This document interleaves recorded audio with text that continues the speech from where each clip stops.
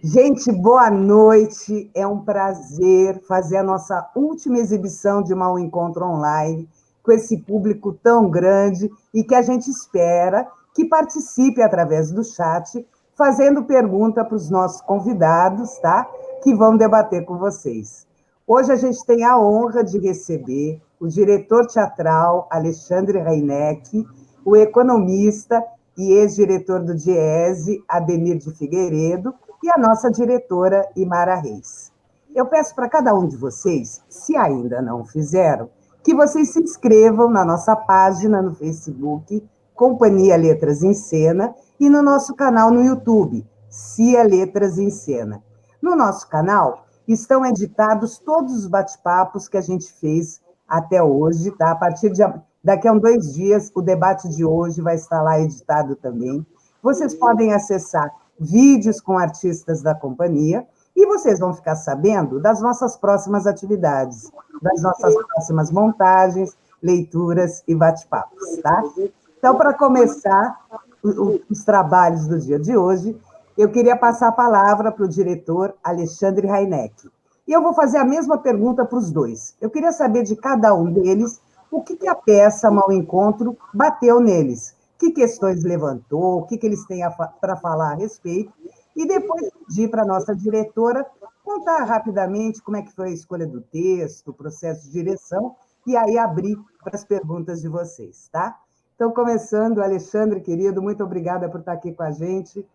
Como é que a peça bateu em você? Oi, gente, obrigado por ter sido convidado, adoro esses bate-papos. Conheço boa parte do elenco, alguns eu não conhecia, conheço muito Imara de anos e anos e anos e anos. Bom, como é que eu posso começar? Primeiro, eu gostei muito do texto. Eu gostei muito do texto, eu fiquei muito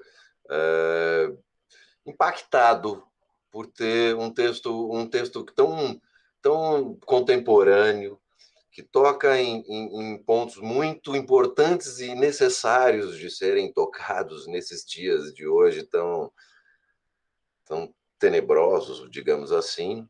E eu achei que é uma peça tão tenebrosa quanto a nossa sociedade é, né? A gente estava falando aqui, o Ademir levantou a questão da hipocrisia, que é a base dessa peça, né? Uma sociedade hipócrita, que vai contra si mesmo, né? É uma peça, digamos assim, quando a Imara me falou, você vai discutir comédia, e eu fiquei porque a comédia nada mais é, para mim, pelo menos, a tragédia alheia, né? Mas só que nessa peça, a tragédia não é alheia, é a nossa tragédia, né? Ela me lembrou, eu acho que ela bebeu muito nas peças de Molière, que criticava a sua sociedade e se apresentava perante a alta sociedade, criticando a própria sociedade, né? Mas essa é a comédia alheia, não a nossa. Para mim, eu fiquei muito impactado de ver muitas pessoas e muitas situações da nossa sociedade que ali são discutidas, né? Preconceito racial, a violência contra a mulher, né? A exposição da mulher, a, o desprezo para com a sociedade pobre do nosso país, né? Então, por isso que eu acho que eu gostei tanto, porque é uma comédia que não me fez rir muito. E eu sou fácil pra caramba de rir, né? Eu vejo meus amigos falando, eu sou muito difícil de rir, que não sei o quê. Eu não, eu rio muito fácil. Eu gosto de ver vídeo cacetada e dou risada pra caramba. Mas realmente é uma tragédia, né? É uma tragédia e é a nossa tragédia. E os atores são ótimos, né? Vocês três aqui que estão, as três moças que estão aqui, são ótimas atrizes, ótimos atores. A Imara dirigiu muito, muito, muito, muito bem. Eu adoro o cenário simples, limpo, onde se sobressaem os atores. Eu gosto muito de teatro que o diretor não apareça, principalmente quando se dispõe a ser uma comédia, né? Ou se aparecer, apareça a serviço dos atores, sem pirotecnias, né? Acho que é talvez porque eu, por ter sido ator bem médio, digamos assim, ter desistido disso há muito tempo, e ter aprendido basicamente a dirigir com o Paulo Altran, que era um ator dirigindo atores, né? Então, assim, a hipocrisia dessa peça, a maldade daquelas pessoas, né? E ali é colocada todas as classes sociais, digamos assim, a, a, e as ascendentes, que ascenderam e aí se transformaram naquilo, né? O personagem do Eduardo, o da Valéria, eu não sei se isso para mim não ficou claro, se ela ascendeu ou se ela já era uma patricinha que só simplesmente virou atriz. Mas eu confesso que eu gostei muito da peça, muito mesmo. E estou muito feliz de estar aqui discutindo uma peça que eu gostei. Tá certo. Queria falar que está aqui com a gente também a atriz Valéria Simeão, que faz a Mônica na peça. Vocês também podem fazer pergunta para ela. E para a Thelma, que faz a Patricinha, a Cecília. Tá? E para mim, que faço a Francisca. Tá? Então, queria passar a palavra para a Ademir Figueiredo. A mesma pergunta. Como é que a peça bateu em você? O que ela te despertou? Que observações você tem para fazer para nós? Primeiro, boa noite a todos os participantes, ao pessoal aqui não é uma mesa, né? Das janelinhas de debate, né? Hoje são janelinhas do debate. E também fiquei muito feliz de ser convidado pela querida amiga Imara, que eu conheci quando estava começando a carreira lá no Grupo Laboratório, né, Imara? Quando nós reabrimos o DCE da UF, em 1969, 70, muitos anos. Viajamos, corremos o Brasil quase todo com Prometeu Acorrentado, do nosso querido Gondim, né? Direção do nosso querido Gondim. Eu não sou do teatro, embora eu respire teatro em casa todos os dias, né? A minha companheira é atriz e é diretora de teatro também. Mas eu sou economista, então eu não saberia muito, né, no jargão próprio do teatro. Eu fiquei pensando, falei assim, será que eu posso falar que é tragicômico? Porque foi o que bateu em mim foi uma coisa tragicômica, né? Chega a ser de rir mesmo. Rir tristemente, porque toda a narrativa, todo o texto me revelou isso que o Alexandre... Duas coisas que o Alexandre já levantou. Uma é uma hipocrisia muito forte, que é uma característica da sociedade brasileira de ponta a ponta, está no ethos, parece, da nossa sociedade, né? A gente vê um presidente que destrói a natureza e ir para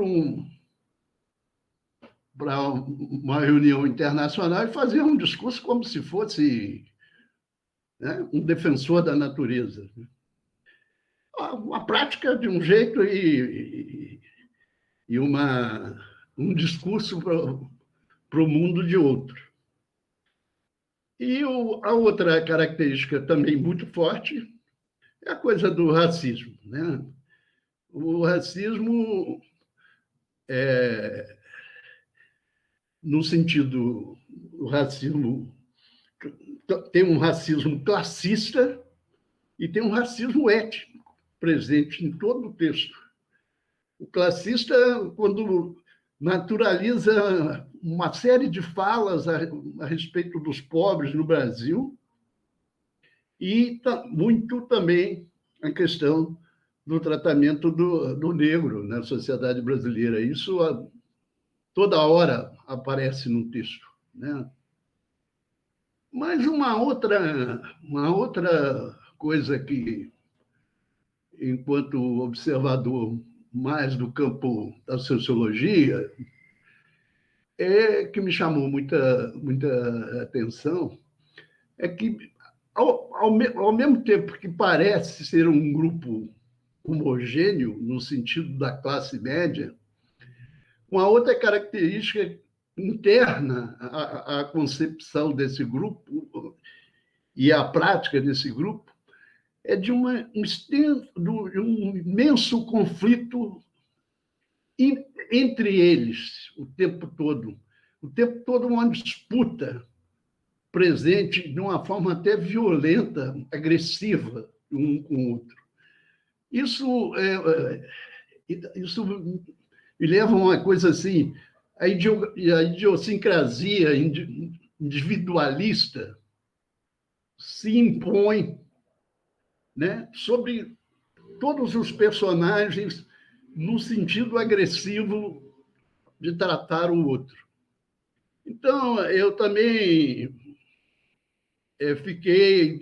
ri vários momentos do texto, e em outros momentos o trágico me deu também esse sentimento que o Alexandre teve, no sentido da tristeza, de uma tristeza da sociedade que vivemos, uma sociedade que hierarquizada no sentido classista, que não tem uma postura mais, vamos dizer, solidária nem entre o próprio grupo e muito menos para os grupos pobres, né? É o tempo todo um tratamento de quem é pobre, de quem é negro, e também da mulher, né? De uma forma preconceituosa, de uma forma bastante hipócrita e, em muitos momentos, até moralista.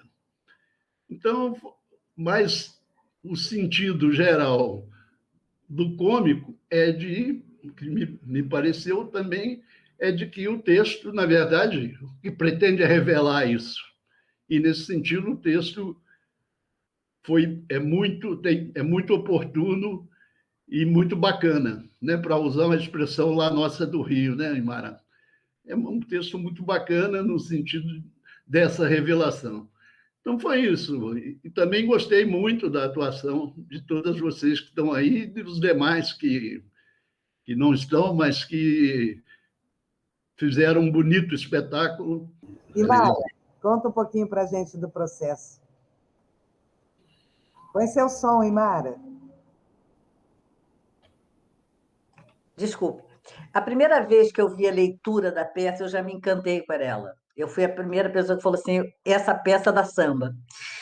E ela me lembrou, por isso que eu falo da questão da comédia, ela me lembrou um autor inglês chamado Alan Ayckbourn, que tem uma peça chamada Absurda Pessoa, que também tem essa pegada de revelando as pessoas nessa confusão, nesse caos, e ela tem esses aspectos trágicos, e também tem uma coisa que eu quis evidenciar, que é um pouco uma certa... Eu sou carioca, e tem uma alienação do Rio que me incomoda, porque o Rio está caindo aos pedaços, e você vê o caderno de domingo do Rio, parece que você mora em Monte Carlo.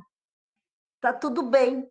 Por isso que teve aquele rap no começo, né? Parece que está tudo jóia, que a cidade não está sendo invadida pela milícia, que os valores estão totalmente confundidos, que a gente vive ameaçado, entendeu? porque a gente está ameaçado. O Rio de Janeiro está sendo um balão de ensaio para um governo miliciano, né? Ao mesmo tempo, isso está muito no tecido social, que para mim que representa isso é a personagem da Gabriela, que faz a dona do metrô, e a conivência do publicitário com ela, porque também mistura isso, né? Valores que seriam morais com uma conivência com determinado comportamento de crime, porque ela matou a amante do marido e ela fica tudo bem. A única personagem que reage é a personagem da pessoa da informática. Então, eu busquei dirigir, inspirada nesse tipo de comédia inglesa, que tem também uma certa herança, né, do Molière, como você mesmo falou, né, da ação e principalmente da relação entre eles. O calque da direção foi muito nessa relação do jogo, da relação, da escuta, e a movimentação cênica. Eu tive duas coisas que para mim eram muito importantes: que todo mundo percebesse, que a plateia percebesse todas as reações de todos os atores em cada momento. E a opção foi o resgate da personagem da Valéria, que ela se sente pertencente àquele coletivo, e aos poucos ela vai desconstruindo essa imagem de si mesma, tanto é que ela é que permanece com o cara e que segura na mão dele, quer dizer, que trata ele como pessoa, quer dizer, a única personagem que tem uma curva dramática, quer dizer, tudo aquilo que acontece faz com que ela caia uma ficha, por isso que tem a cena dela tirando aquela peruca e ela se encontrando consigo mesma. Ela não vai mais nesse voo com os outros, ela está no outro lugar. Tanto que fica. E o professor que fica na dúvida, né? Que o professor é sempre o tempo inteiro no meio da balança, no fiel da balança. E a personagem do William, do barman, também, né? Que dos serviçais é o único que tem fala, que tem presença, que tem ação. E que quando ele tenta assim, pô, eu vou chamar a polícia, a personagem da Tema fala, tenta. Quer dizer, é sempre uma coisa que margeia, né, o ilícito, né? Eles têm um poder que se calca na ilicitude. Isso foi uma coisa que me atraiu muito e muito revelador. E que é muito triste, porque eles estão no poder, né? Atualmente, eles que são a classe dominante, né? Esse tipo de gente. E que eu tenho uma nostalgia enorme, acho que todos nós temos uma nostalgia enorme do Brasil, né? Que foi um país respeitado, possível, essas coisas, e que agora a gente está vivendo esse momento. Haja vista o tal do ministro lá, né, que foi tomar vacina escondido, e ainda confessa, né?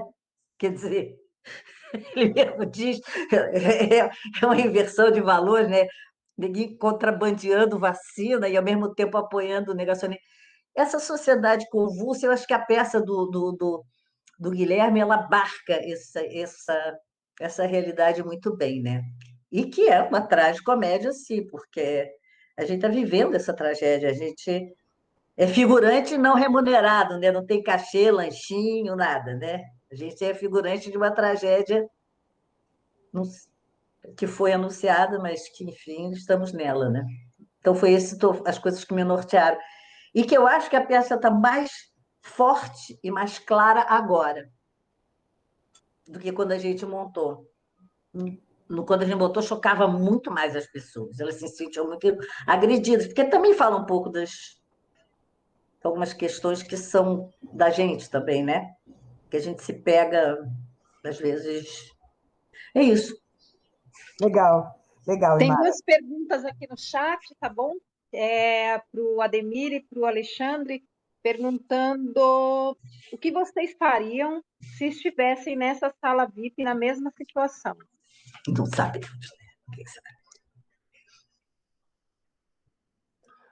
Vai, Ademir.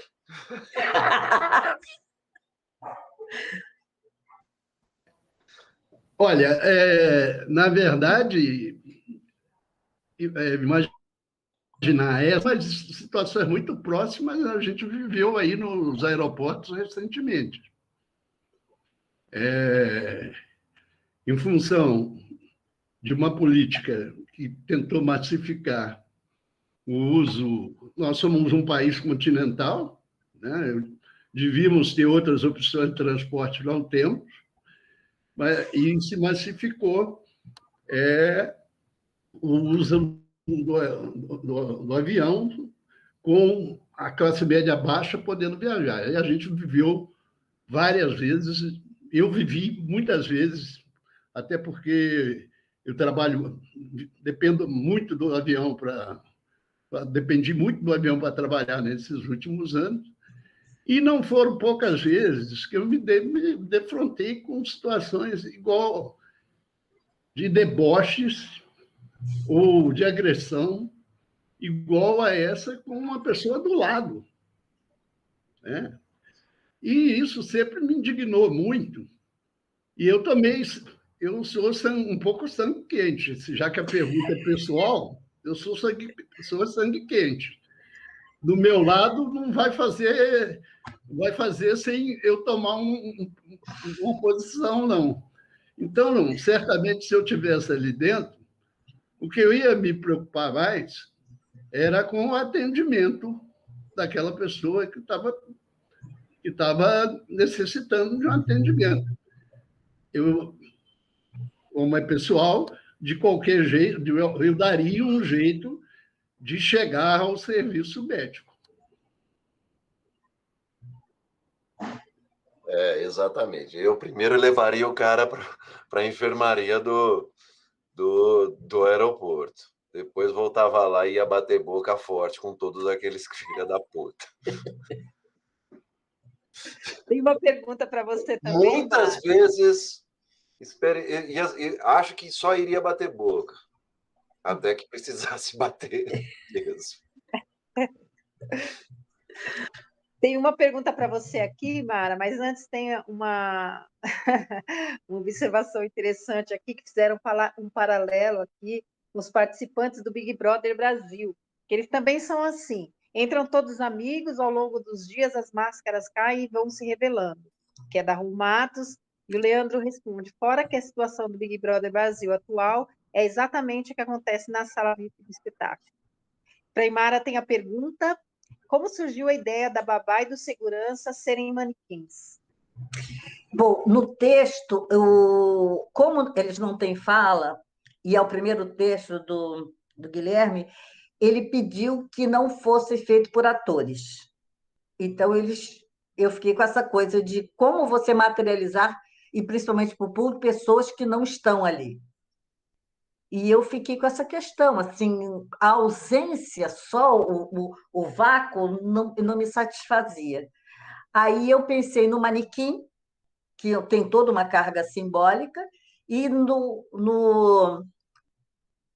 segurança ser um outro tipo de manequim sem cabeça, porque ele não tem forma, eles não consideram aquele ser humano, assim. Então, como eles se relacionam com uma... Porque são aspectos do absurdo que eu também tentei colocar um pouco do primeiro plano, aquela discussão deles, se é costurar, se é serzi, depois aquela confusão deles querer levar ele para qualquer lugar, mas não sabe resolver, porque é um bando de inércio, gente que nunca tomou grandes iniciativas na vida, no sentido de poder colaborar com os outros, então eles não têm a prática disso. A prática que vocês teriam de ir lá tomar providência, não sei o que, eles não têm, nunca ajudaram ninguém, como é que, né? O que eles vão fazer, né? Então, foi isso. Já respondi a pergunta? Eu acho que tem uma coisa muito legal que você fez também, além de transformá-los, né, em bonecos, vesti-los com os uniformes, né? Sim. Passando a mensagem de que são seres invisíveis para a sociedade, que só existem pela sua função, né? E que não tem nome, né? Que não tem individualidade, né? Acho que isso também foi um grande acerto da sua direção. Eles não são considerados pessoas, né? Eles são considerados pela própria função, né? Eles só existem enquanto função. Então, foi isso que eu quis dar destaque. Tem uma pergunta para todos agora. Qual é a saída que vocês enxergam atualmente para evitar que esse tipo de situação exposta no espetáculo aconteça com tanta frequência? Não tem saída, na minha opinião. Na minha opinião, não tem saída. Se você está no buraco. Oi. A saída é difícil, né? Mas eu fico imaginando. Eu sempre trabalho com a utopia. A utopia é minha guia. É um lema de vida e de prática política. Então, eu fico imaginando que nós temos que entrar num caminho de uma discussão, de uma revolução muito forte na nossa cultura, porque o que eu estava pensando aqui, um pouco depois do que a Aymara disse, que é tudo que está atrás, que é comum aos diferentes momentos ali do discurso, é um autoritarismo intrínseco aquele conjunto de pessoas falando, né? Mesmo os que são um pouco mais flexíveis e tal na fala, o professor que tenta, em certos momentos, são muito autoritários. O tempo inteiro a gente vê ali, você sabe com quem você está falando, né? É aquela pergunta básica de uma sociedade que viveu muitos anos sob ditadura e que, mesmo num processo democrático, foi sendo marcada por uma diferença social que foi colocando de fora, como não integrados ao conjunto da sociedade, uma parte muito grande da população sem ter direitos, né? Com poucos direitos. É nesse sentido que eu também junto ali na outra pergunta, né? Naquela pergunta pessoal. Se entre os segmentos de classe média predominam, você sabe com quem você está falando, imagina se essas pessoas estivessem falando com aquela multidão que estava lá fora. Porque aquela multidão que estava lá fora, para ser aquela multidão, não é o conjunto, não era só a elite, né? Aquilo ali representava um momento, pelo menos me pareceu que a peça, o contexto da peça, e a gente que conhece o aeroporto do Rio de Janeiro, né, o contexto daquela peça fica parecendo que é muito esse momento em que a sociedade brasileira começou a colocar, a integrar um pouco mais de pessoas numa sociedade de consumo, onde o avião é um consumo como outro, né? O avião já foi de champanhe e caviar para a elite mesmo, né? Aí nem a classe média chegava muito, muito lá, não, entendeu? Hoje, nós temos que pensar todos esses meios de transporte, aí vem aquela coisa de economista, né? Como um transporte que se massifique para atender um país continental. Essa é a minha esperança. Ademir, você não acha que a gente, começando uma tão sonhada revolução na educação, pode vir a trabalhar todas essas questões e a gente ter, daqui a alguns anos, um futuro melhor, aí falando da sua utopia aí? A educação é o prioritário, né? E a educação aí no sentido lato, né? Não é a educação que hoje se preconiza no Brasil, no sentido de... Tem até um termo próprio da economia, né? De formar capital humano. Eu tenho hora que eu fico imaginando que se é capital, não é humano, né? Por aí já começa uma coisa. Capital é uma coisa, humano é outra coisa, né? Eu acho que sim, a educação aí no sentido muito amplo, onde o teatro tem uma responsabilidade, onde o cinema tem uma responsabilidade, onde nós, individualmente, no dia a dia, temos uma responsabilidade inclusive, né, de ajudarmos a romper com esse tipo de tratamento que a classe média dá, né? Se a gente não for igualitário no tratamento, nós não podemos falar de igualdade.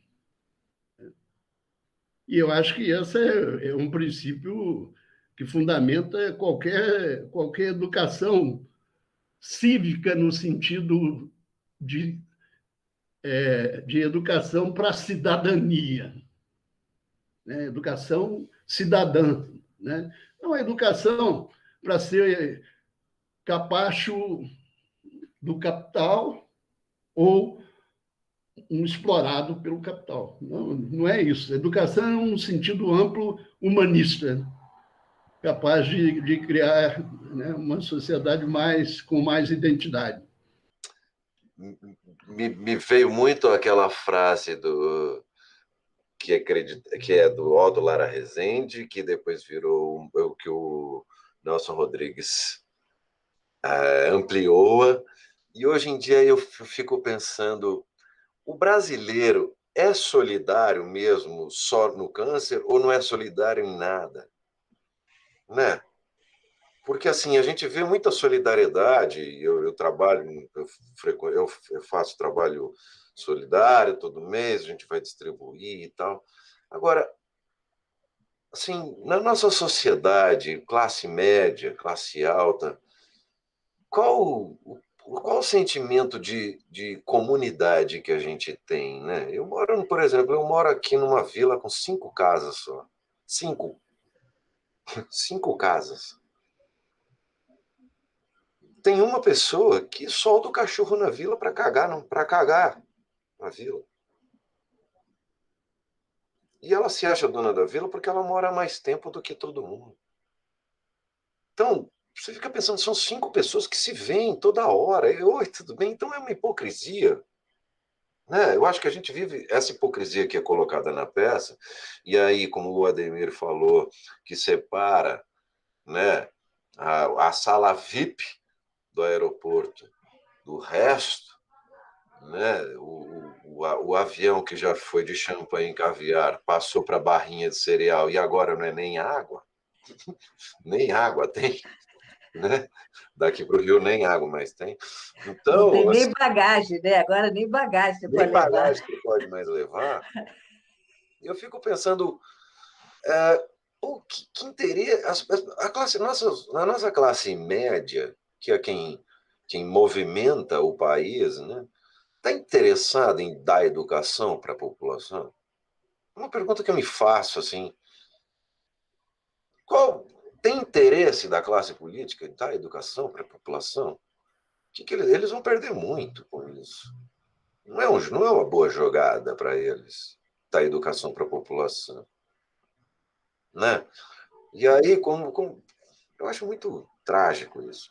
Agora, assim, só para amenizar, vocês contaram uma história de vocês, vou contar uma história do meu pai que aconteceu, acho que há uns 20 anos, mais ou menos, no aeroporto acho que foi no aeroporto do Santos Dumont. Chegou um cara, né, já que estamos em histórias de aeroportos, um cara chegou lá querendo furar a fila, acho que ele era deputado ou um grande empresário, sei lá, querendo furar a fila, a comissária de terra falou, não, você não pode furar a fila, vai para o fim da fila. O cara falou, você sabe com quem está falando? E ela falou, não, mas espera aí. Ela abriu o microfone do balcão que fala para todo mundo, falou, senhoras, atenção, senhoras e senhores, por favor, peço a gentileza de vocês, tem uma pessoa aqui que não sabe quem é, alguém sabe por acaso quem é essa pessoa? Porque ele não sabe quem é ele me perguntou se eu sei quem é ele. Então, pelo menos teve uma reação e eu achei sensacional isso, da mulher falar isso. E aí tomou uma vaia, começou e foi com o rabinho entre as pernas para o fim da fila.